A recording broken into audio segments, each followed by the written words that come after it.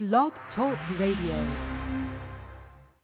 Boa noite, meus amigos. Estamos aqui de novo. Eu vou ter que ocupar uma boa parte desse programa com um assunto verdadeiramente fecal. Eu descubro aqui na internet um abaixo-assinado de solidariedade a João Carlos Cury Quartim de Moraes, professor da Unicamp, porque ele foi mencionado de passagem em 3 artigos meus.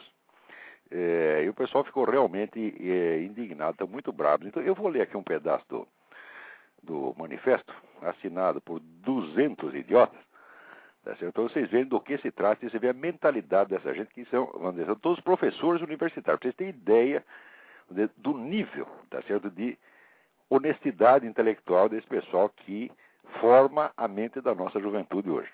Então, diz aqui, nós, abaixo-assinados, empenhados na construção e consolidação de uma cultura política democrática, de cujos valores fazem parte a legitimidade e divergência teórica e ideológica, a civilidade no terreno da polêmica, a liberdade de opinião e de expressão, manifestamos a irrestrita solidariedade a João Quartim de Moraes, professor titular de Filosofia da Universidade Estadual de Campinas, face às acusações injuriosas e mentirosas contra ele, dirigidas pelo professor Olavo de Carvalho. Sem apresentar argumentos e razões para contestar as ideias e as concepções publicamente defendidas pelo professor de filosofia da Unicamp, o senhor Olavo de Carvalho, fiel às práticas obscurantistas prevalecentes na ditadura militar, recorre apenas e tão somente à agressão pessoal, ao insulto rasteiro e à calúnia desabrida. Não podemos senão repudiar de forma categórica e veemente seus métodos truculentos, inseparáveis do seu extremismo reacionário. Prestaram bem atenção? Dizem que eu não apresentei nenhum argumento e razão, que somente o caluniei. Agora vamos ver o que eu escrevi. Agora eu vou ler aqui os trechos referentes dos meus artigos respectivos. Então vamos lá. Um dos mais respeitados luminares do esquerdismo nacional, João Carlos Quartim de Moraes, já avisou em entrevista ao site vermelho.org que, aspas, perante a memória histórica do povo brasileiro, cometeríamos a pior das infidelidades à memória de nossos mortos, se consentíssemos em pagar pelas boas relações com os militares de hoje o preço do esquecimento dos crimes cometidos pela ditadura. Fecha aspas. A mensagem é clara. Puxem o saco vermelho quanto queiram, os homens de farda continuarão sendo chamados de torturadores fascistas, servos do imperialismo e filhotes da ditadura. Note bem, estou apenas interpretando o que ele diz. Exatamente o que ele diz. Vocês têm que esquecer os nossos crimes. Aliás, já esqueceram e já anistiaram, mas os seus não serão esquecidos. Mais ainda, se você procurar aproximação com a esquerda, boas relações, não adianta. Quanto mais você procurar, mais eles vão te chamar de torturador, de fascista, e mais eles vão procurar te castigar, vão te marginalizar, acabar com sua vida até o último dos seus dias. Exatamente como hoje estão fazendo com o Coronel Lício, com o Brilhante Ustra e outros. Quer dizer, para quem feriu a esquerda, não há perdão jamais. É o que já Lenin chamava o longo braço da revolução. Pode passar o tempo que for, eles não serão esquecidos. Agora, tudo o que o pessoal da esquerda fez já está esquecido, já está anistiado, já está perdoado. Então, eu estou apenas interpretando o que esse sujeito diz. Muito bem. Daí eu comento aqui. Quartim, professor da Unicamp, é o pai espiritual e fundador do tal núcleo de estudos marxistas, ao qual não se pode negar o mérito de ter levado a sua universidade ao nível acadêmico de uma escolinha do MST. Quando eles fundaram esta porcaria, eu escrevi para a Unicamp propondo, olha, se vocês são tão democráticos assim, por que não fundam um núcleo de estudos antimarxistas? Já que os pensadores do século XX, Max Weber, Max Scheler, Edmund Husserl, Ortega y Gasset, Karl Jaspers, Eric Voegelin, Leo Strauss, os principais eram todos antimarxistas. Isso significa que a cultura do século XX é uma cultura eminentemente antimarxista. E o marxismo é apenas uma subcultura dentro do imenso panorama da cultura do século XX. Por que vocês destacam logo o marxismo? Tá certo? E criam um núcleo de estudos marxistas. Porque se eu propuser um núcleo de estudos antimarxistas, o que vocês fazem? Os caras me deram uma resposta evasiva, tá certo? E nunca mais falou disso. Muito bem. Daí eu digo, o professor Quartim é bastante espertinho, o que constitui no círculo marxista equivalente superior da inteligência humana. Ao afirmar que nos países, aspas, nos países sul-americanos submetidos ao terrorismo do Estado, só no Brasil os torturadores não somente permanecem totalmente impunes, mas também continuam a receber elogios, fecha aspas, ele teve o cuidado de se referir somente à América do Sul e não à América Latina em geral, o que o colocaria na dolorosa contingência de ter de abrir exceção para Cuba, recordista continental absoluta de torturadores e terroristas de Estado per capita. Todos eles, exceto os falecidos, ainda em seus postos e carregados de honrarias. O professor Quartinho é um exemplo de idoneidade intelectual das elites mandantes comunistas, sob cujas ordens e cusparadas alguns dos nossos militares estão ansiosos para servir. Olha, se isso aqui não é argumento, o que é então? Eu estou dizendo aqui, o sujeito diz que só no Brasil tem torturadores nos altos postos. Eu digo, em Cuba está cheio de torturadores nos altos postos. Quer dizer, eu estou respondendo a ele. O que ele tem a responder a isso? Nada. Então, como não tem nada para responder, como não tem argumento para responder, o que faz? Ajunta, tá certo, a curriola toda e diz, vamos intimidar o cara, vamos intimidar pelo número. Essa droga já tinha 200 assinaturas até ontem, hoje deve ter 300 já. Quer impressionar pelo número. E diz que a mim falta argumentos. Ora, o que é isso, porra? Eu acabei de botar o argumento aqui, por respondam a isso, ô 200 filhos da puta! 200 canalhas, 200 mentirosos, 200 vigaristas. Respondam a isto. Eu estou mentindo? Será que o Brasil tem mais torturador e assassino político do que Cuba? Ora, em Cuba, o regime cubano matou 100 mil pessoas, porra. E a nossa ditadura matou 300 terroristas armados. Cuba matou não sei quantos mil civis desarmados. O que você tem a opor a isso? Muito bem. Daí, mais adiante, eu digo que a inflexibilidade do seu Quartinho de Moraes não me surpreende. Ele está especialmente qualificado para humilhar seus velhos inimigos, de vez que ele próprio matou um deles, mandante do assassinato do capitão americano Charles Chandler, alvo escolhido a esmo como símbolo do execrado imperialismo yankee. O orgulhoso professor da Unicamp sabe que, na falta de realizações intelectuais, o homicídio político é uma glória curricular mais que suficiente pelos atuais critérios do establishment universitário brasileiro. Muito bem. O seu Quartinho de Moraes está aqui. Né? Ele dá uma entrevista ao jornal da Unicamp, onde ele diz, em primeiro lugar, ele confessa que jamais foi torturado. A tortura faz parte da minha experiência, embora nunca tenha sido vítima dela. Né? Isso faz parte da minha experiência, da minha vida pessoal, embora nunca tenha sido vítima dela. Então, como é que faz parte da experiência? Não me pegaram, mas colocaram retratos meus espalhados por todos os lugares. Tive a honra de estar naqueles cartazes que eles faziam e colocavam assassino, porque a esquerda matava os meganhas mesmo, atirava de verdade. É o sujeito falando com orgulho, a gente matava mesmo. Agora, no caso do capitão Chandler, o grupo político decidiu a morte do cara e este seu Quartinho de Moraes estava lá. Quer dizer, ele foi um dos que decidiram a morte do capitão, é o mandante do crime. Eu chamei de assassino porque você é assassino mesmo, Quartinho. Mandante de homicídio é homicida. Você foi condenado, julgado, sua sentença está transitada em julgado. Você foi anistiado depois, mas isso não elimina o seu crime, elimina apenas a punição. Você não pagou pelo seu crime, mas quer que os outros paguem. Ou seja, você tem que ser livrado. Todos os seus crimes não são crimes, são atos de generosidade, são atos de bondade. Né? Agora o cara aqui, a esquerda matava os meganhas mesmo, atirava de verdade. Olha o cara falando de boca cheia. Tá certo? Ora, porra! Né? Agora, dizer, contra a violência dos golpistas, dos torturadores, respondemos pela violência revolucionária. Mentira! Vocês começaram a fazer guerrilha já em 1963, antes do golpe. E depois vem com essa desculpa de que foi reação ao golpe. Foi nada. Agora, guerrilha orientada e financiada pelo governo de Cuba já vinha desde 63, e você sabe perfeitamente disto. E dizer que lutavam pela democracia é uma puta mentira. Você queria aqui implantar aqui um comunismo cubano, porque você é comunista, você é marxista, você sabe perfeitamente disto. Pare com essa hipocrisia de dizer que queria democracia. Olha, democracia. Todos os regimes comunistas se chamavam democracia populares. É o que você quer aí. Uma democracia popular com paredão para você poder fuzilar bastante gente. Tá certo? Para fazer com os outros o que fez com o capitão Chandler. Tá certo?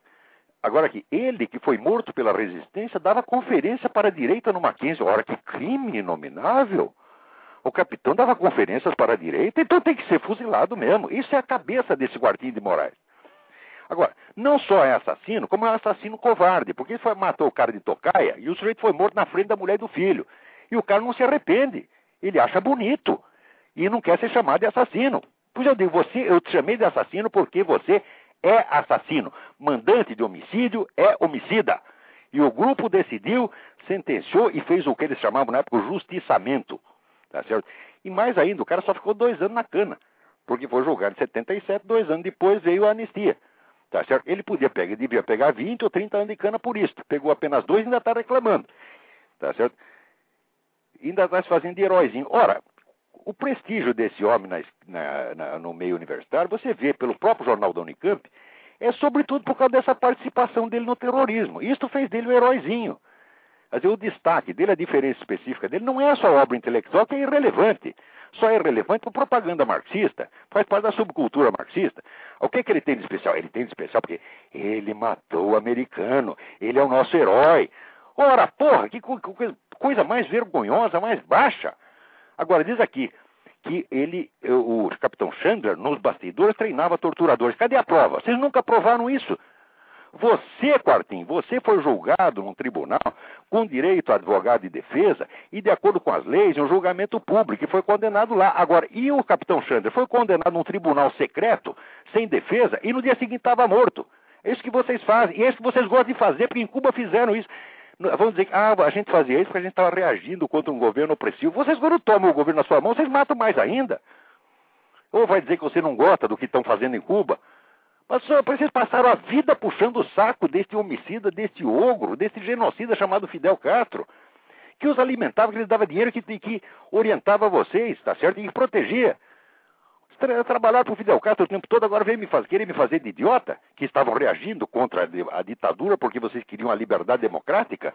Ah, sim, vocês queriam um regime tipo inglês, ou tipo americano lá. Ora, vai me enganar, porra! Agora, vamos lá. Mas Quartim não é um caso singular. Nada mais característico dos apóstolos da igualdade do que a desigual distribuição da dignidade humana. Para os seus mortos, honra e glória. Para os do outro lado, esquecimento e desprezo. Quando não tapa na cara o insulto dos miseráveis R$300 mensais oferecidos pelo governo à família do sargento Mário Cosel Filho depois de 30 anos de espera e humilhações. Muito bem. E o Oswaldo Lovecchio, que perdeu uma perna no atentado que vocês fizeram no consulado americano? O senhor está andando na rua, de repente explode uma bomba, o cara perde a perna, está 30 anos esperando alguma indenização e não vem nada. E todos aqueles inocentes, que não tinham nada a ver com a história, que vocês explodiram no aeroporto de Guararapes, quando vai ter dinheiro para essa gente? Vocês estão nadando em dinheiro. Já deram 16... Olha, embora só tivesse 300 mortos ali, e o Brasil jamais chegasse a ter mais de 2 mil prisioneiros políticos, 16 mil pessoas já embolsaram dinheiro, estão mamando o dinheiro do governo que não acaba mais. Isso é uma sem-vergonhice. E ainda não estão contentes, eles ainda querem punir os seus inimigos daquela época, até o último. Agora, se isto aqui não é argumento, o que é então? Por que você não responde aí? Se eu estou mentindo, se é errado, digam que não é assim. Digam que é o contrário. Vocês honram, provem para mim que vocês honram tanto os seus mortos quanto os mortos do lado adversário. Provem para mim isso. Ou 200 vagabundos, 200 mentirosos, 200 vigaristas. Provem para mim que o que eu estou dizendo é falso. Ora, este seu Quartim não apenas é um assassino, como um assassino covarde, porque trama o assassinato e manda os outros executar. Tá certo? E mesmo num confronto de imprensa, o cara não é homem sequer para pedir um direito de resposta e vir discutir direto comigo. Ele se esconde atrás de 200 colegas. Ora aqui, existe o direito de resposta no jornalismo brasileiro. E eu mesmo, na minha coluna, é claro que lhe cedo o espaço para você se defender. Se eu estou mentindo a seu respeito, se você não foi mandante deste crime, tá certo? Então primeiro você tem que provar isso na justiça. Eu tenho todo o direito e até a obrigação, tá certo, de levar a sentença judicial que o condenou a sério, porque essa sentença jamais foi contestada judicialmente. Tá certo? Se o condenar erroneamente, entre você com o processo contra os juízes, tá certo? Diga que eles mentiram contra você e daí você os põe na cadeia. E daí você vem dizer para mim que não é assassino. Por enquanto é assassino, sim. Então, agora eu vou dizer que, sem apresentar argumentos e razões... Ora, vocês aqui não têm argumentos e razões, não responderam nada ao que eu disse. Não tendo o que responder, se esconde atrás do número de signatários, como vocês costumam fazer. Tá certo? Vocês são piores até do que o Quartim. Daí, terceira citação aqui, eu de passar também dizia o seguinte: fazendo ironia com os fazendeiros do Império, que julgavam a escravatura uma instituição benévola, afirma o elemento Quartim, né? Aspas. Os escravos, teimando em não compreender as motivações filantrópicas de seus proprietários, fugiam em massa das senzalas e das plantações. Fecha aspas. Daí comento eu. Bem, os escravos brasileiros não são as únicas pessoas incompreensivas que fugiram de seus benfeitores. 6 milhões de cubanos escapuliram de Cuba, expondo-se ao risco de morrer afogados ou de ser comidos pelos tubarões, caso não fossem metralhados antes pela polícia de Fidel Castro. Seu exemplo abominável foi seguido por 2 milhões de vietnamitas que fugiram da generosidade Vietcong em barquinhos jangados e até boias de borracha. Algumas dezenas de milhares de alemães mal agradecidos saltaram o muro de Berlim para expor-se aos horrores do capitalismo na parte oeste da cidade. O fluxo de refugiados da Polônia, da Rússia, da Hungria, da China e de outros templos da bondade comunista jamais cessou de superlotar as ruas de Nova York, Paris, Londres e até de São Paulo, dando um testemunho onipresente da ingratidão humana. O que vocês têm a responder a isso? Cadê os seus argumentos, ou 200 palhaços, 200 vigaristas? Cadê os seus argumentos? Respondam a isso. Quer dizer, por que a fuga de escravos, tá certo, prova que as fazendas brasileiras, os fazendeiros eram maus, e a fuga de muito mais gente, de milhões de pessoas, de regimes presididos por gente como vocês, não prova que vocês não prestam? O que é isso, porra? Ora, se tem o que responder, respondam. Mas em vez de responder, o que eles falam? Fazem de conta que não leram. Aqui, sem apresentar argumentos e razões. Porque aqui estão meus argumentos e razões. Respondam, canalhas. Aqui, agora, tem 200 assinaturas, ainda umas com uns comentários. Olha aqui, Edmundo Fernandes Dias, professor universitário. Conhecemos o senhor Olavo de Carvalho. O ódio a A com crase, tudo aquilo que significa liberdade, é sua característica. O ódio a A com crase? Como é que esse sujeito é professor universitário? Tu não tem categoria para ser aluno de ginásio? Tu é um usurpador? Tu é um vigarista? Agora, outros que assinam aqui. Emir Sader. Olha, eu dizer que o Emir Sader é vigarista, não preciso dizer. Porque o César Benjamin já disse que é, e já provou que é. É vigarista e leonatário. O próprio pessoal da esquerda sabe. Agora está aqui a assinatura dele, honrando esse manifesto. Está aqui a Anitta Leocádia Prestes, filha de outro assassino, porque o Luiz Carlos Prestes mandou matar a garota menor de idade. Quer dizer, é assassino solidário com assassino, é filho de assassino solidário com outro assassino. Agora, e note bem, agora a acusação pessoal, claro que é pessoal. O Quartinho de Moraes tomou essa decisão pessoalmente. E a acusação é pessoal sim, porque ele é assassino pessoalmente. Ideologicamente, todos vocês são assassinos. Moralmente falando, vocês, pelo apoio que vocês dão a esses regimes, são todos assassinos. Agora, ele não é só moralmente, ele não é só ideologicamente, ele é pessoalmente, é fisicamente. E ele, junto com os outros membros do grupo terrorista, determinou a morte do capitão Xande sob a alegação de que ensinar torturadores, coisa que vocês nunca provaram. Disse até que o era da CIA, não era da CIA. Ele é um oficial do exército americano. Quer dizer, até essa história que era da CIA, quer dizer, a CIA é um mito, né? A palavra mágica. Dizer que o cara é da CIA, então já está condenado à morte automaticamente. Então, eis aqui. Como vocês não têm nada a responder aos meus argumentos, vocês inventam coisas e me imputam a prática num crime. Eu, se eu estivesse no Brasil, teria o prazer de processar todos vocês e dizer, cadê a calúnia? Chamar um assassino de assassino é calúnia? Tá certo? Responder às ideias dele? Poucas ideias. Eu não tive a intenção de discutir, vamos dizer, totalidade da obra dele, apenas frases que ele disse na mídia, e eu respondi com outras frases na mídia. Tá certo? Então, eu disse, primeiro, o que ele está dizendo a respeito dos militares é que não adianta eles tentarem uma boa aproximação, porque os crimes da esquerda têm que ser esquecidos, mas os seus crimes, milicos, jamais serão esquecidos. É isso que ele disse, e é o que eu reproduzi aqui, interpretando com fidelidade as palavras dele. Segundo, eu disse que ele foi um dos mandantes do assassinato do capitão Xande. Ele foi mesmo. Terceiro, eu disse que eles tratam com uma diferença nojenta os seus mortos do outro lado. Se isso é mentira, me provem. Me provem que vocês estão cuidando das famílias das vítimas que vocês fizeram. Que vocês foram procurar a família do Oswaldo Loveco, abriram generosamente o seu bolso, deram dinheiro para eles, pediram desculpa. Tá certo? Eu sei o seguinte, é que o pai do sargento Mário Cosel, tá certo, ficou quase louco e morreu de depressão, esperando alguma reparação pela violência que fizeram com o filho dele. Vocês ligam para isso? Nada, vocês riem. Por quê? A esquerda matava os meganhas, atirava de verdade. Vocês gostam disso? O outro lado para vocês não é humano. Vocês sempre foram assim, porra. Vocês dão risada. Ora. E pensam que estão com vergonha de tomar tanto dinheiro do governo? Não! Eles estão felizes. E ainda dizer que os caras que assinam aqui, esse negócio de quartinho, venceremos. Vocês já estão vencendo, vocês vão vencer tudo, vão levar tudo, pegar toda a grana, vocês vão ficar com o país inteiro. Aliás, já está na sua mão, porra. Ainda estão querendo mais.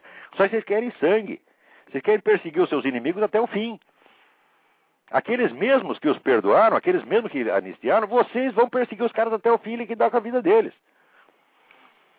É o longo braço da revolução. E em quarto lugar, eu digo aqui, Acho que não tem nada a ver com o caso do Capitão Xana. Essa ironia que ele faz com o caso dos escravos. Quer dizer, se a fuga dos escravos prova que as fazendas eram um lugar ruim, ora, fugas imensamente mais vastas dos seus paraísos comunistas devem provar a mesma coisa, ou não. Se eu estou errado em qualquer desses 4 pontos, argumentem, palhaços, em vez de dizer que não apresentei argumentos e razões. Vocês aqui não apresentam nada, vocês escrevem uma coisinha aqui de 10 linhas, tá certo? Cheio de mentiras. Primeiro, chama de calúnia o fato de que eu chamei um assassino de assassino. Não é calúnia, coisíssima nenhuma, vocês é que estão me imputando um crime que eu não fiz, tá certo? E segundo, diz que eu não apresento argumentos e razões. Ah, tá aqui os argumentos e razões, por respondam. Vocês não têm o que responder porque o que eu disse é verdade. Agora, note bem, tá certo? Aqui, no meio das notas que eles apoiam às assinaturas, tem vários que me chamam aqui de fascista. Ora, existe uma diferença básica entre a minha linguagem e a desta gente. Eu uso a linguagem para descrever, para expressar os fatos e a realidade da melhor maneira que eu posso. E eu lhe acrescento depois a ênfase emocional que é minha própria.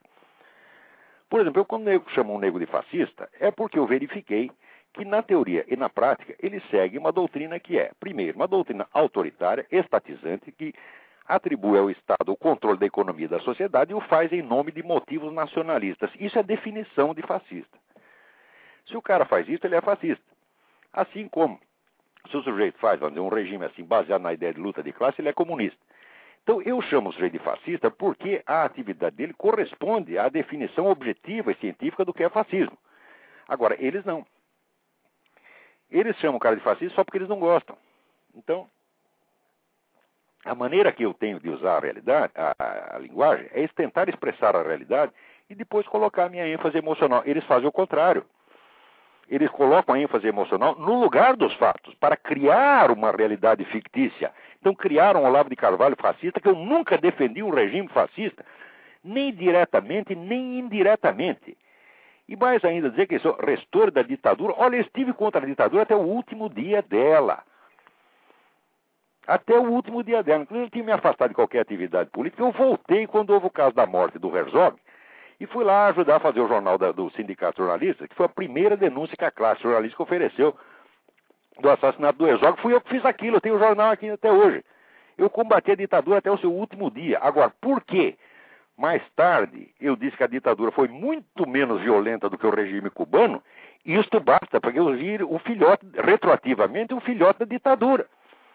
Muitos desses filhos da puta já escreveram até que eu levava dinheiro da ditadura, que eu era um dos porta-vozes da ditadura. Agora, eles podem mentir o quanto queiram, e depois o caluniador sou eu, porque chamei o assassino de assassino. Agora, se você chama de filhote da ditadura, o nego que estava contra a ditadura até o último dia, tá certo? E que simplesmente tenta restabelecer a verdade histórica das comparações tempo depois, ora, o que vocês chamam de honestidade intelectual é o que eu chamo de vigarice. Quer dizer, vocês são todos usurpadores, ladrões, canalhas, tá certo? A sua presença numa universidade é uma vergonha, tá certo? Vergonha. A Universidade Brasileira já não presta mesmo. Né? Agora aqui, ó, Marcos de Orroio assina aqui contra qualquer forma de fascismo e de capitalismo. Ora, meu filho, o fascismo é contra o capitalismo. Ou você não sabe? Você não sabe o que é economia fascista, ô palhaço? Não sabe que economia fascista é capitalismo controlado, é capitalismo de joelhos, como dizia Hitler? Tá certo? É exatamente, vamos dizer, o que o nosso Getúlio Vargas fazia no Brasil, e o Perón na Argentina, tá certo? Ora, você não sabe o que é fascismo? Quer dizer, fascismo e capitalismo? Ora, meu Deus do céu.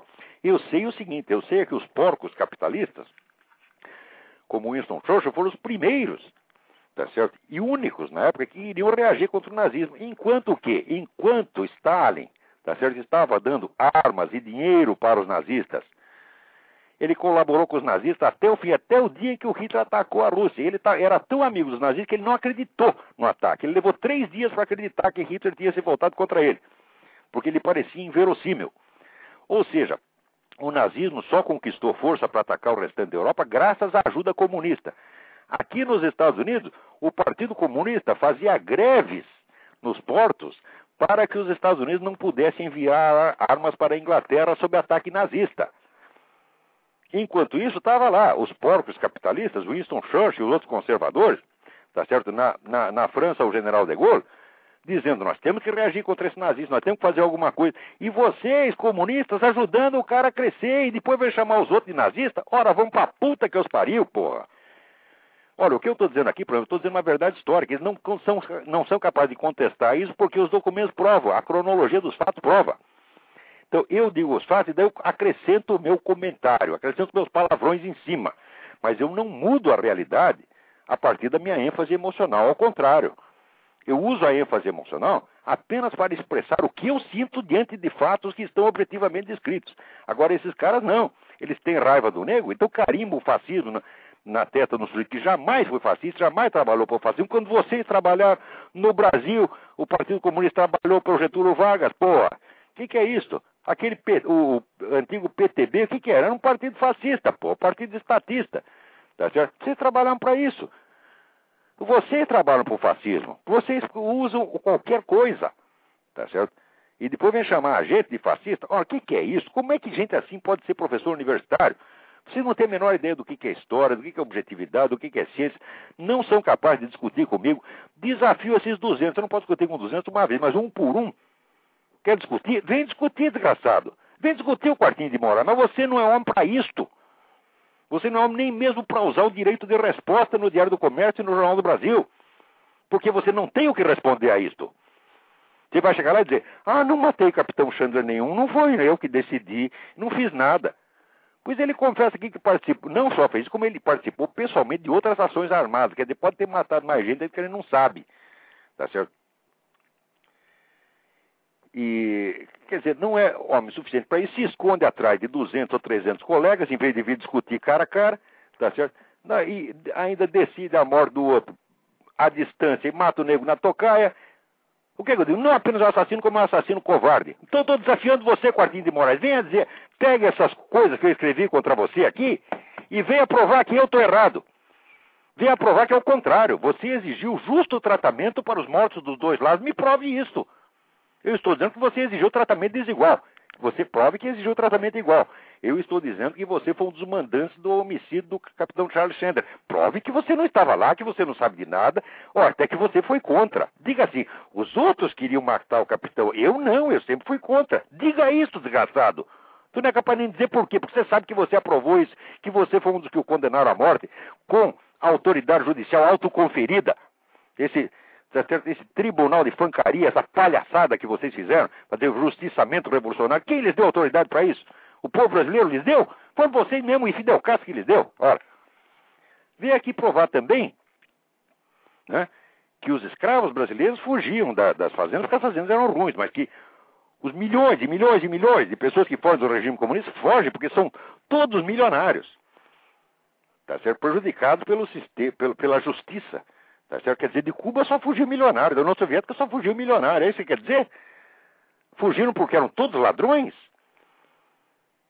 Ora, o que é isto, porra? Ou seja, o lugar lá era bom, eles fugiram porque eram maus. Agora os escravos fugiram porque as fazendas eram más. Prove que eu estou errado em qualquer desses pontos. Venha provar.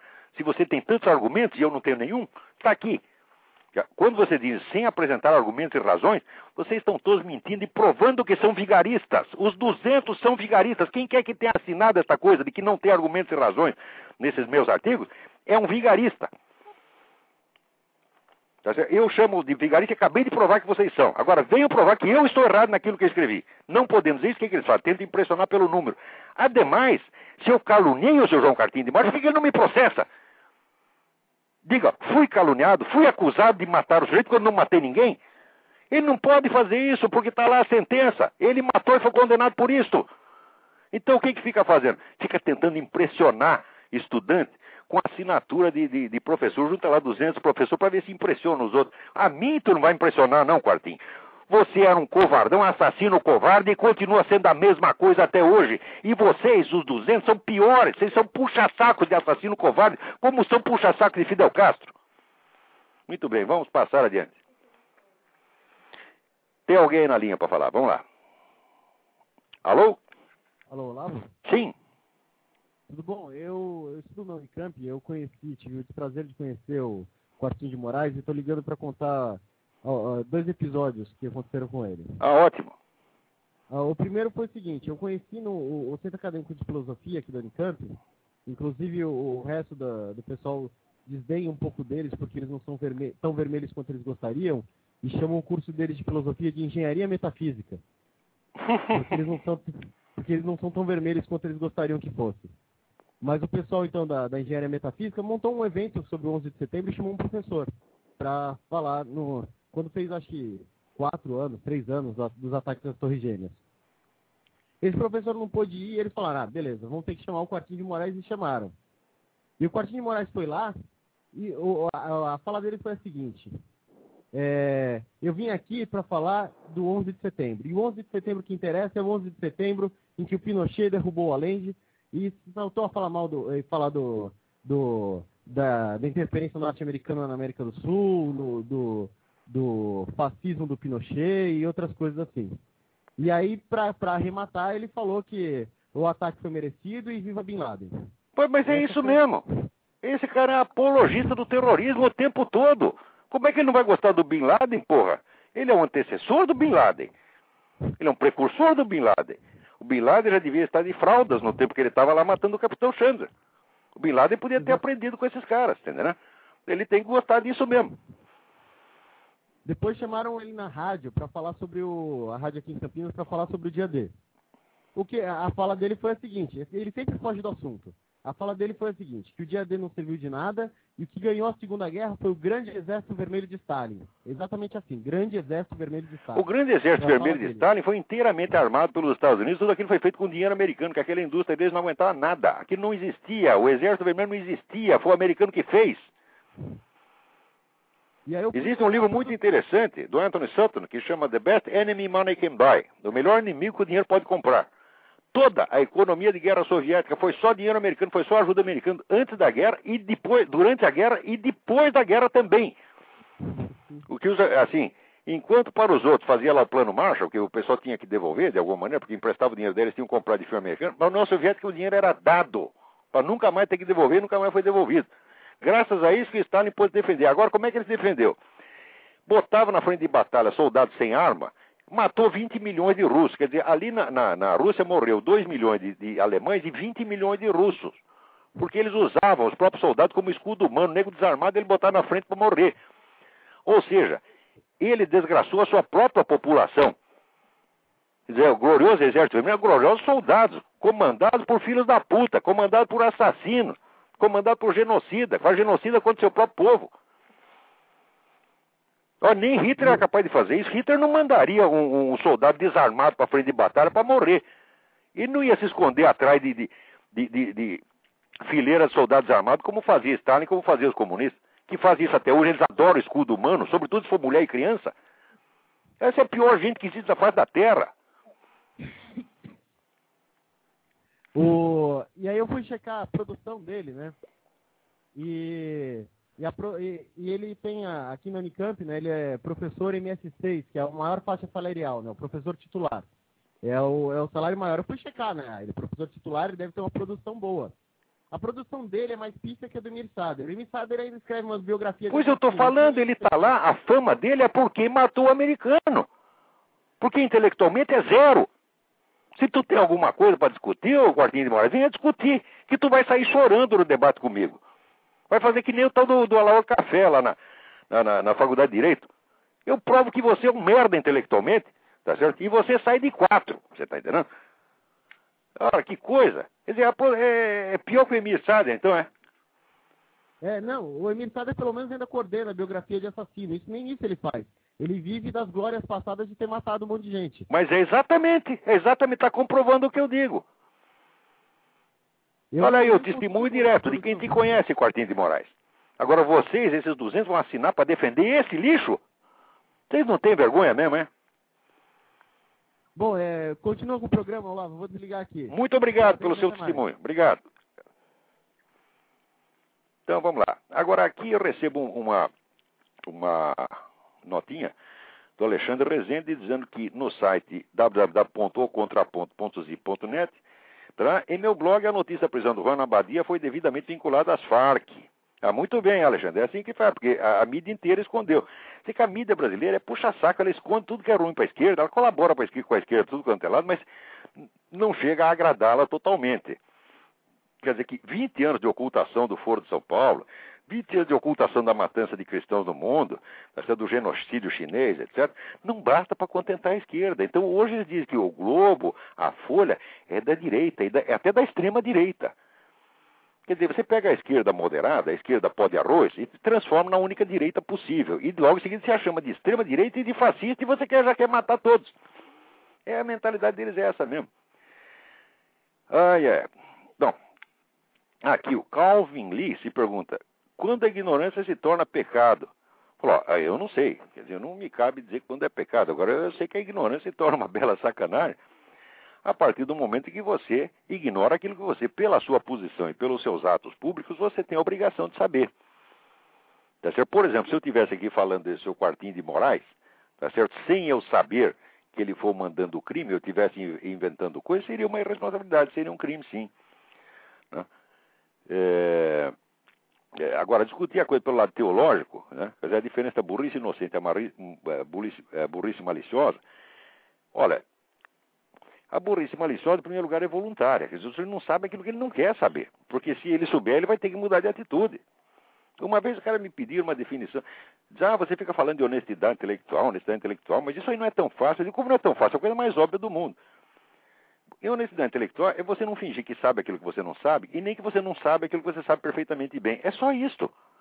Basta você seguir esse critério, e você saberá que para cada assunto do qual você vai se pronunciar em público, você vai ter que estudar, você vai ter que averiguar as coisas, vai ter que examinar as coisas dos dois lados, e não é dos dois lados, você vai ter que assumir o outro lado. Note bem, porque hoje eu estou falando desse pessoal marxista, porque eu passei 8, 9 anos da minha vida me intoxicando de marxismo, e eu estava do lado deles, eu sei como eles pensam, porque eu participei disto. Tá certo? Então não é como um sujeito de fora, um ignorante que não os compreende, ignorante e incompreensível que eu falo do marxismo. Não! Eu primeiro adquiri a compreensão do modo deles pensar. Depois é que eu saí daquilo e fui adquirir um horizonte maior. E é sempre assim que você tem que fazer. Você tem que, na hora que você está lendo os argumentos da pessoa, você tem que ler como se você fosse ela, dando total credibilidade. Até para este vagabundo do Quartinho de Moraes tem que fazer isso. Cada palavra do Quartinho, vamos lê-la como se fosse a verdade. Depois você vê o resto da verdade e você compara. Tá certo? Por exemplo, o que ele diz aqui dos escravos é a pura verdade, só que amplia o horizonte. E veja que ele fala isso dos escravos porque ele quer esconder o resto. Ele quer dar a impressão que a escravidão brasileira era pior do que o comunismo. O comunismo mata 100 milhões de pessoas. Não, no Brasil nunca mataram 100 milhões de escravos. É porque você quer matar o escravo que está trabalhando para ele. Agora, na União Soviética podia matar porque estava sobrando mão de obra, porra. Os regimes comunistas viveram, e vivem até hoje, o da China vive até hoje de trabalho escravo. Só que sobra mão de obra. Você quer, na China, para cada chinês que tem um emprego, tem 40 na fila. Se você matar 39, ainda tem empregado para você. O português não tinha tanto escravo assim sobrando. Ele pagava o escravo, então ele não podia matar todos. Mas, ademais, o dono do escravo era responsável pela vida do escravo. Se ele matasse o escravo, ele ia para a cadeia. Houve casos famosos no tempo do Império, de senhores de escravos que foram parar na cadeia porque mataram seus escravos. Agora, o comunista, o líder comunista, o comissário do povo, pode matar quantos ele queira. Porque é trabalho duplamente escravo. O senhor de escravos brasileiro jamais foi senhor da vida e da morte do escravo. Foi senhor apenas do seu trabalho. Mas o comunista é senhor da vida e da morte dos seus escravos. E eles gostam disso, adoram. Adoram, porque eles vão falar de Cuba, eles até choram. Agora estão dizendo aqui, o Fidel Castro praticamente sumiu, não há sinais da presença dele. É provável que o homem já tenha morrido, tá certo? Desapareceu. Porque diz que gay, quando mora, não mora, vira purpurina. Comunista vira peido, desaparece. Tá?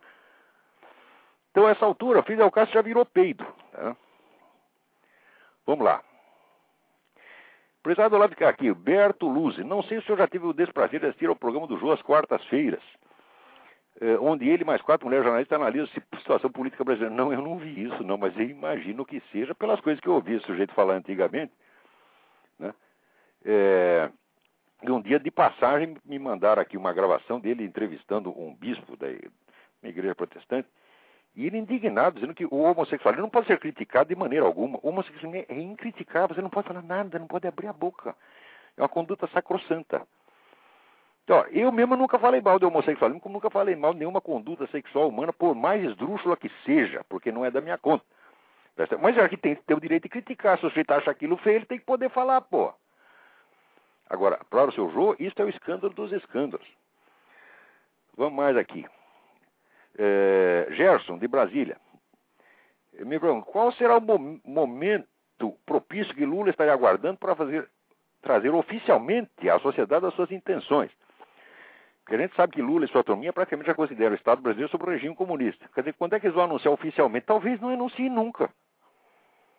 Porque esse negócio de ser disfarçado, fazendo de conta que não está fazendo, é característico deles. Esse pessoal é tudo covarde mesmo, tá entendendo? Eles não são capazes nem de assumir. Você vai encher de bandeira vermelha para tudo quanto é lado, cartazes com Lenin, Stalin, Fidel Castro, né? E perguntar, é comunista? Não. Você vê o que a mídia brasileira, essa mídia porca, puxa-saco de comunista, faz com o Hugo Chávez. O Hugo Chávez eliminou a propriedade privada, eliminou o pátrio poder, que as crianças a partir dos 3 anos são propriedade do Estado, tá certo? E já declarou que ele é governante vitalício. Com tudo isso, o pessoal ainda não diz que o regime é comunista, ainda continua chamando de populista. Quer dizer, é o suprassumo da covardia intelectual. Você não tem cara de dar um nome para as coisas. Agora, se a própria mídia trata assim o Hugo Chávez, por que o Lula vai chegar lá e dizer sou comunista? Tá certo? Então está escrito na testa dele, sou comunista. Agora, o pior é que no Brasil o pessoal ainda acredita na escola que existe o comunista idealista, né? E existe o comunista aproveitador. Fala, não existe essa diferença. Não existe. Na perspectiva comunista isso não existe. O idealismo deles consiste em ser aproveitador, quer dizer, você matar, roubar, tirar todo proveito, é obrigatório, faz parte da ética, pô. Leiam Lenin. Outra coisa, quando se refere à revolução do Chaves, usa a palavra revolução com aspas. Quer dizer, eles querem resguardar o prestígio da revolução. Como o Hugo Chávez pegou mal, tá certo? Então não pode dizer que ele está fazendo uma revolução. Ele está fazendo uma revolução, sim. Quer dizer, é um revolucionário típico, a típica revolução desde cima, como já pensada desde o tempo de Antônio Gramsci, é uma revolução como qualquer outra. Agora, eles não querem... Essa mídia que a esquerda chama de direitista, extremista de direita, ela não quer macular o mito da revolução. Peraí, tem gente na fila, vamos ver quem é. Alô? Alô? Boa noite, olá. Boa noite. Boa noite. Boa noite. Eu só queria fazer uma pergunta. Quem está falando? Meu nome é Fernando. Tudo bem? Eu queria fazer uma pergunta rapidinho sobre aquele assunto que saiu semana passada. Eu não estou... O programa desde o começo, eu não sei se você já comentou sobre isso. Que o SUS teria que pagar cirurgia para mudança de sexo. Olha, eu sugiro então o seguinte, o PT inteiro deve se prevalecer disso aí. Mudem todos de sexo já. O Lula, você já pensou? O Lula ficaria lindo. Já que é de graça mesmo, é dinheiro do Estado, somos nós os trouxas que estamos pagando. Então vamos lá. Olha, prestem bem atenção, eu não sou totalmente contra isso. Por quê? Porque eu já estudei esse negócio. Eu sei que para certas pessoas esse negócio porque eles chamam de disfunção, né? Disforia sexual, é um negócio gravíssimo. Os caras ficam loucos mesmo. Então tem que mudar o sexo dos caras, senão eles vão estourar os miolos. Então, para casos extremos, eu acho que tem até que ajudar os caras assim, porque eles não vão aguentar, vai ser uma desgraça, tá entendendo?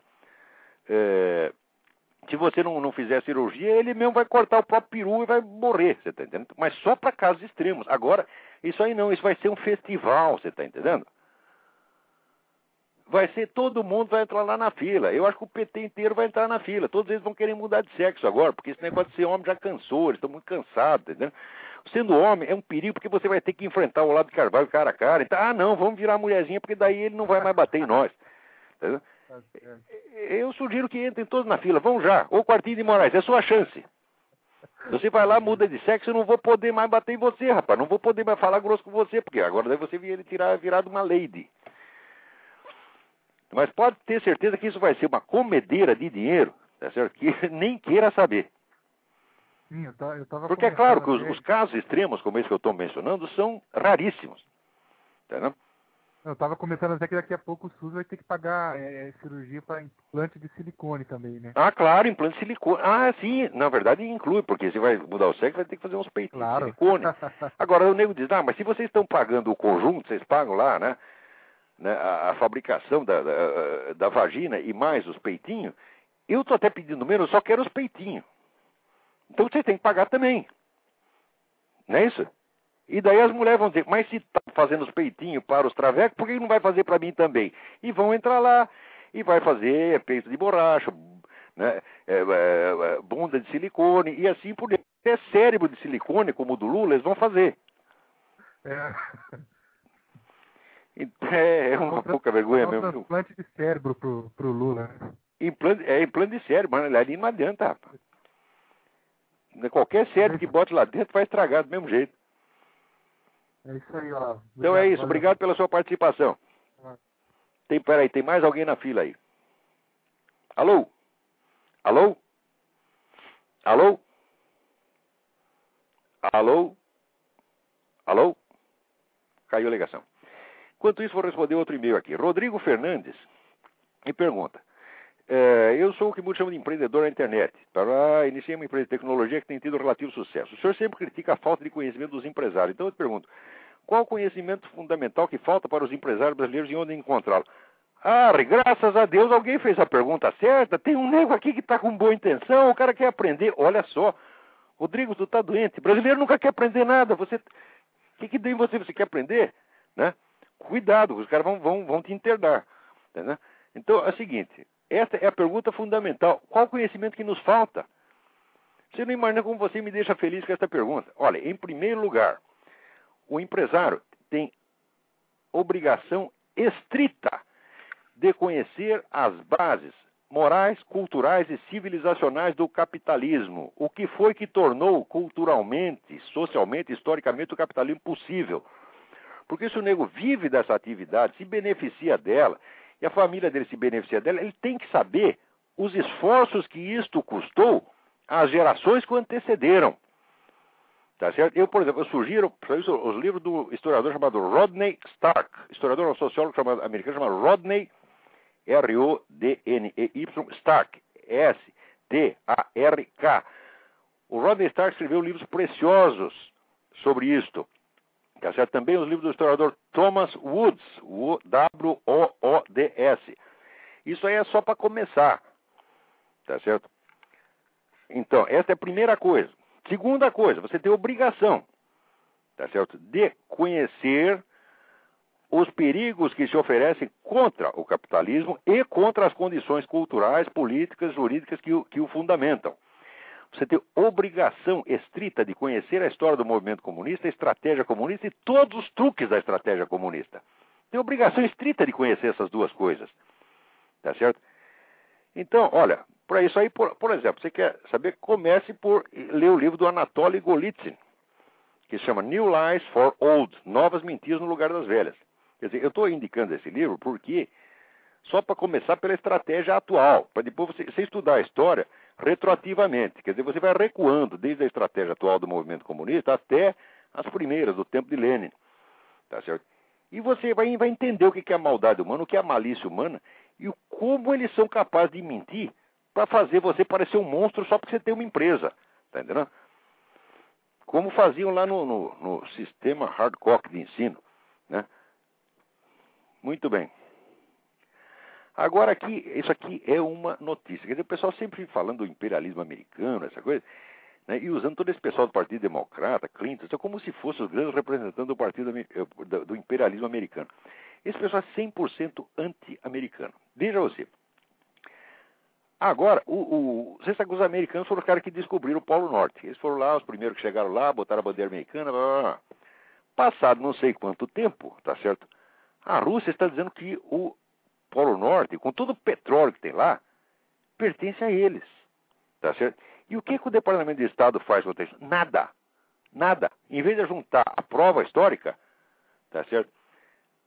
O Departamento de Estado, paralisado por esse Congresso Democrata, não está fazendo nada. Eles vão entregar o Polo Norte para a Rússia, de graça. Tá certo? Isso aí, vamos dizer, para qualquer... É a mesma coisa que você disser, vamos entregar o estado de Minas Gerais para a Rússia. Tá certo? Minas Gerais, ou qualquer outro lugar melhor que tenha petróleo. Entrega tudo para a Rússia. Entrega tudo para o Putin. Tá certo? Os democratas querem fazer isso. E o pessoal aí no Brasil não entende, vamos dizer, que os Estados Unidos não é uma União Soviética capitalista. Não é um país que tem uma política em bloco. Não, aqui é metade. Aqui é metade pró-americano e metade anti-americano. Metade quer destruir essa porra. Entendeu? E pior, a metade que quer destruir é a metade mais rica. Quer destruir por quê? Porque eles não precisam disso aqui, eles têm base no mundo inteiro. Um cara como George Soros, se afundar os Estados Unidos, para ele é até melhor. Entendeu? Ou esse pessoal, Ted Kennedy, Clinton, eles querem destruir mesmo esse negócio. Agora, se destruir os Estados Unidos, acaba a liberdade no mundo.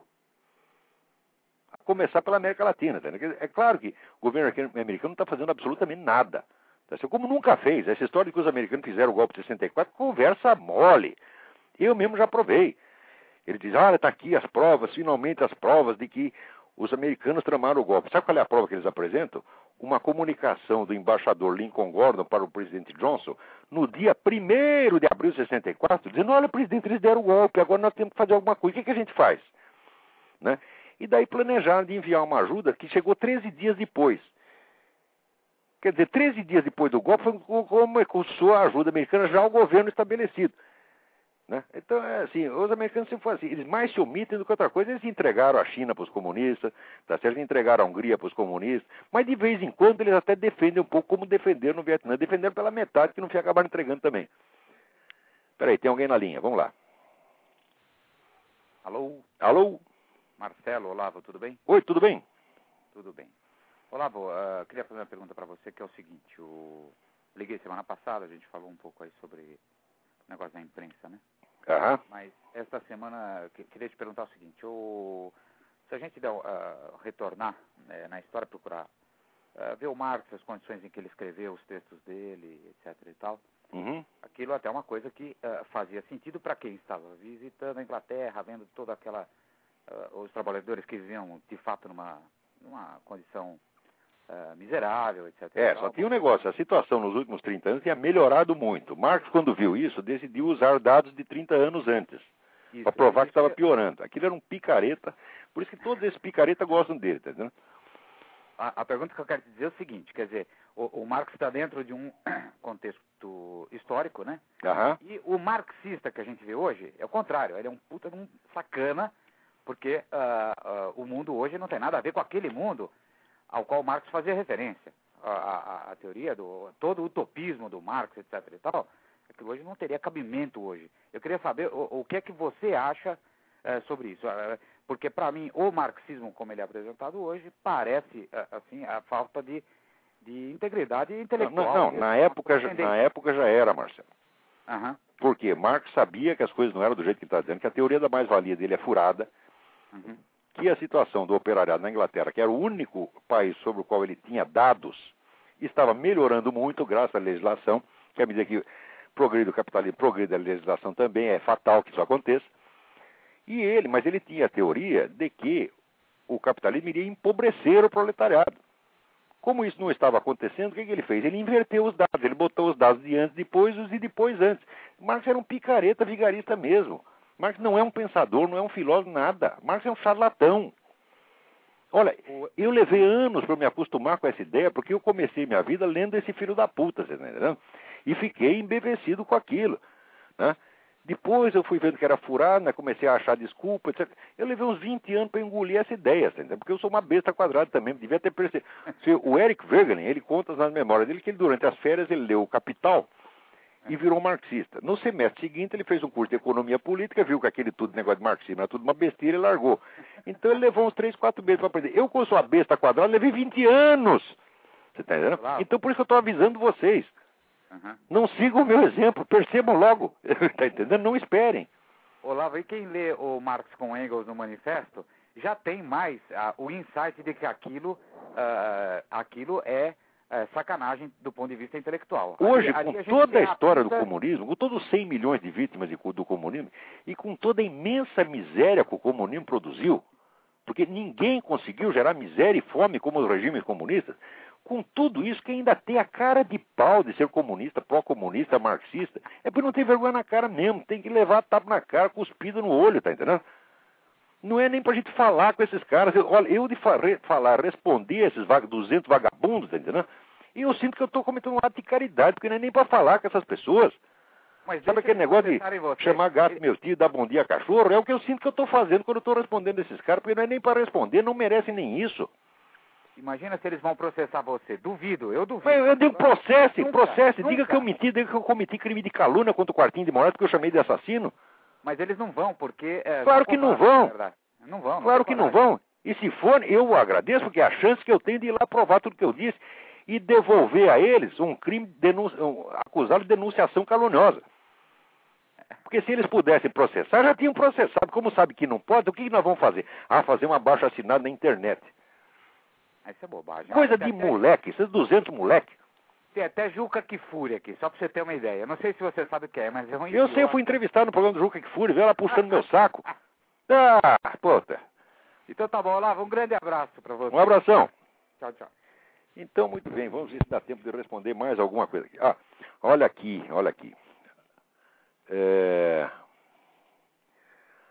Aqui o Henrique Horácio de Souza, né? Manda uma notícia que ele leu na Folha de Boa Vista. O país acaba sofrendo um revés na Organização das Nações Unidas. A entidade aceitou o apelo feito por grupos indígenas e passou a exigir que o governo brasileiro garanta a retirada dos ocupantes da reserva indígena Raposa do Serra do Sol, em Roraima. Isso quer dizer o seguinte: a ONU decide o que o país pode fazer com o seu território. É exatamente como no caso do Polo Norte aqui. Quer dizer, a ONU decidiu que o território pertence à Rússia e nos Estados Unidos, então entrega para a Rússia. Agora aqui eles inventam essas comunidades indígenas, que muitas foram até criadas artificialmente. Tá certo? Tem um livro do Coronel Mena Barreto, que chama Farsa Yanomami, e mostra que aquele pessoal da ONU vem e inventa tribos que nem existem. E daí diz que a gente precisa entregar a terra para eles. Então é o seguinte, as soberanias nacionais já foram embora, já acabou, a ONU já acabou com tudo isso não existe mais, né? Infelizmente não existe. Vamos embora, vamos ver o que mais tem. Tem aqui um monte de carta interessante. Agora aqui, George Randolph, ele pergunta aqui: em relação a essa questão do globalismo, eu fico bastante confuso. Apesar de concordar plenamente com o senhor com as piores intenções dos dirigentes da ONU, tem a tendência a acreditar que um governo global é um caminho natural. E olha, existe um livro que se chama As Bases da Civilização, escrito pelo Ellsworth Huntington. Não é o Samuel Huntington, é o avô dele, Ellsworth Huntington, um grande geógrafo. Em que ele diz que existem poucas constantes na história do mundo, mas que a aproximação entre as civilizações e as sociedades, de certo modo, a globalização é uma constante. De fato é uma constante, mas isso não quer dizer que tenha que ser uma globalização administrativa e política. Note bem, então, por exemplo, aqueles grupos que um milênio atrás formavam culturas separadas, isoladas na Europa, tá certo? Se aproximaram e criaram a civilização europeia, mas isso não quer dizer que precisa ter tudo uma administração só. Foi justamente esta aproximação que criou os estados independentes. Quer dizer, a globalização cultural e econômica é perfeitamente compatível, tá certo, com as soberanias estatais. Agora, depende do que o povo quer, porque se o povo achar que é melhor dissolver aquele país para se integrar num outro, tá certo? Como aconteceu, por exemplo, com o Havaí decidiu ser um Estado americano e se incorporou aos Estados Unidos e saiu ganhando. Agora, um outro país pode achar que não é vantagem. O povo tem o direito de escolher. Então, você quer se integrar na unidade maior ou você quer conservar sua independência? O povo é que tem que ver, cada um sabe onde ele aperta o sapato, porra. Então, se você quer se integrar no tal do governo global, muito bem. Agora, se não quer, continue independente, continuamos amigos. Isso que é o certo. Você está entendendo? Quer dizer, a soberania não é uma soberania geográfica, a soberania é popular. Quer dizer, os habitantes do lugar é que tem que decidir. Como o famoso caso das Ilhas Falklands ou Malvinas, né? A Argentina diz, é meu. O inglês diz, é meu. Diz, bom, e quem mora lá? Eu sei o seguinte, quem mora lá, 100% queria ser o quê? O que você prefere, ser argentino ou inglês? Isso não se pergunta para um ser humano, você pode perguntar para macaco. O macaco pode ter uma hesitação. Não, macaco já sabe, pô. Agora, se perguntar para um jumento, ele espera aí que eu vou pensar. Tá certo? Agora, um ser humano, você pergunta, você quer ser argentino ou inglês? É 100%, eu quero ser inglês, porque eu não sou idiota, porra. Tá entendendo? Eu sendo inglês, eu tenho todos os direitos que a rainha me assegura, eu tenho um bom sistema de saúde, eu tenho a democracia, eu tenho a liberdade de imprensa, e na Argentina eu tenho ou comunista para me roubar e me explodir minha casa, ou tenho milico para me perseguir. Então não é vantagem, porra. Então o pessoal da ilha decidiu, nós somos tudo inglês, né? Ora, a mim não me deram essa chance. Pergunta assim, você quer ser inglês ou brasileiro? Ora, note bem, os ingleses, eles acham, você não imagina como eles têm dó de todas as pessoas do mundo que não tiveram a felicidade de nascer inglesas. Você fala, olha, existe ali, aquelas pessoas não são inglesas, o inglês quase chora. Você está entendendo? Por quê? Ele está acostumado a ser inglês, é bom. Agora, quer saber, isso está acabando. Porque agora, o pessoal da esquerda começou a tomar conta de lá, então proibiu a caça à raposa, proibiu mais não sei o quê, proibiu ter arma, proibiu, não pode mais fumar, não sei o quê. Resultado, um monte de gente está fugindo da Inglaterra. Talvez vão para a Argentina. Muito bem. Então, olha, o mundo está ficando uma bela droga, viu? Agora, os Estados Unidos, se perguntar se quer ser americano ou qualquer outra nacionalidade, olha, pergunta para esses milhões de imigrantes que fogem para cá. Esse milhão de brasileiros. Ah, americano é uma droga, blá, blá, blá. Tem um lugarzinho para mim aí? Não é assim que eles fazem? Ninguém é trouxa, porra. Agora, o outro aí diz que, né, falou que o Piauí não existe historicamente, quase mataram o cara. Quer dizer, você não pode mais dizer que uma certa região é historicamente insignificante, culturalmente insignificante, economicamente insignificante. Você não pode dizer mais a verdade. Eu me lembro que a antiga revista Realidade, que era feita só por comunista, publicou uma matéria uma vez com o título Visite o Piauí antes que acabe. Ninguém reclamou, porque os autores eram comunistas. Agora o sujeito aí inocentemente falou do Piauí e cai de pau, que é racismo, não sei o quê. Vem esse palhaço desse Cláudio Lembo. Então, olha bem o nome do cara, Lembo, né? O nome não é um nome, é um sistema de trabalho, né? Então vem esse cara e diz, isso é racista. Claro que não é racismo. Isso é uma simples analogia que o sujeito fez, referente a uma região subdesenvolvida. Ninguém quer que o Piauí seja desenvolvido, ninguém quer a desgraça do Piauí. Mas o fato é que é o seguinte, em 500 anos de história, aquela região foi desgraçada mesmo, acabaram com ela, tá entendendo? Então, pergunta pro nego aqui, você quer morar no Piauí ou quer morar em Nova York? Pergunta pro Cláudio Lembo. O que você escolhe? Eu vou no Piauí porque eu sou cara patriota. Ora, porra, que palhaçada é esta? Então, olha, a hipocrisia está acabando com o ser humano. Mas pode dizer que nem tudo é hipócrita, que essa mensagem maravilhosa que eu recebi do Wellington Rossi Kramer. Ele tem uma empresa Tupi Fundições, em Joinville. E ele estava lá entrando na empresa, de repente um monte de gente na CUT ocuparam a fábrica e não deixava ele entrar. Né? Quer dizer, o sujeito vai lá para trabalhar, não pode. Aí, o que ele fez? Né? Disparei a queima-roupa, vai tomar no cu e enfia esta merda de jornal no cu. O sujeito ficou indignado e, fingindo autocontrole, me desejou o mesmo. Logo comecei a tocar a buzina, seguido por outra pessoa que também chegava naquele momento. Resultado, furaram o bloqueio e foram trabalhar. Né? Após isso, tiraram uma fotografia. A minha oportunidade que aproveitei para fazer uma mímica do vai tomar no cu, mostrando o dedo médio. Me senti de alma lavada. É muito boa essa sua receita para lidar com essa gente. Mas é exatamente isso. Eu digo, essa é a resposta universal. Quando não lhe ocorre uma resposta inteligente, que tem pessoas inteligentes, mas que não têm, às vezes, a presença de espírito, para inventar uma resposta na hora. Eu, graças a Deus, eu sempre tenho. Às vezes, sempre tem uma coisa mais inventiva do que vai tomar no cu. Você pode fazer uma variação. Mas a pessoa não tem essa velocidade, né? Então, se não lhe ocorre nada, diga logo, vai tomar no cu. E pronto, você sai de alma lavada. É a solução que está ao alcance de qualquer ser humano, tá certo? Não requer prática nem habilidade, tá certo? Isso aí, e faz muito bem para a alma. Então, o nosso tempo acabou. Até a semana que vem. Muito obrigado a todos.